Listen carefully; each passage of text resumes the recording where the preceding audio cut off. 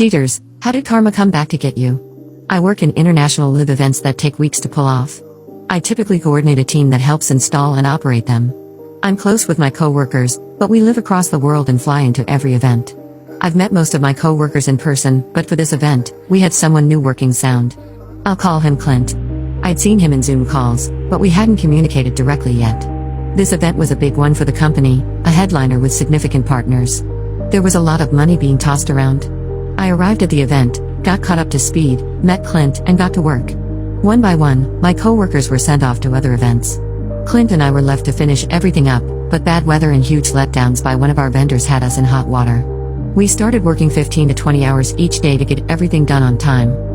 After our long haul days, Clint and I would hang out. We had a lot in common, and we were vibing like neither of us felt before. We were both married, unhappily. Even though his wife had a bunch of medical problems, she was really good at spending money and never leaving school. My husband, on the other hand, had turned into an angry person. He had built up a pile of debt, and was not putting anything into the relationship. It started off platonically, but things got extremely stressful. The attraction we felt started building up. The lack of sleep and stress left me questioning everything about my life. We felt like the other person was an extension of ourselves. We were kindred spirits.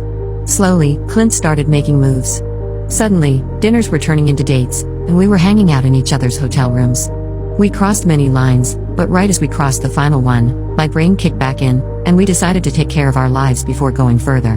In the last few days of the event, Clint and I continued to be close. We made plans to leave our spouses, sell our houses, and travel together.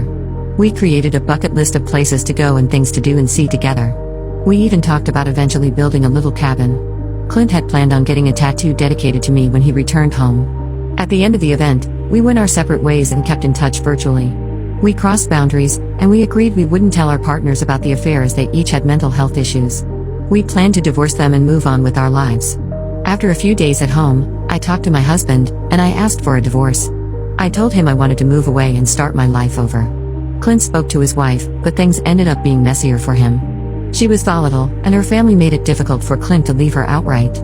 Eventually, I noticed Clint was becoming distant. He was still intimate, but not as emotionally available. He sent me pictures of his new tattoos, but they were nothing like what he said he was dedicating to me.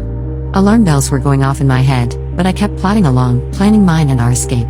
Clint went off on a series of anniversary-related dates with his wife, and he kept leaving my messages on read. I asked him what was going on several times. Finally, after weeks of mixed signals, Clint told me he was having doubts.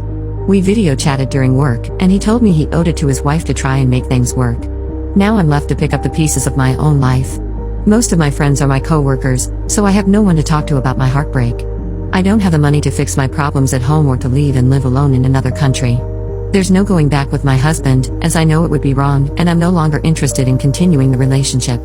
I'll see Clint again in a few weeks at another event, where we'll likely be left alone for hours at a time, but he plans to stay faithful to his wife. We never even got to have the mind-blowing lovemaking we talked about.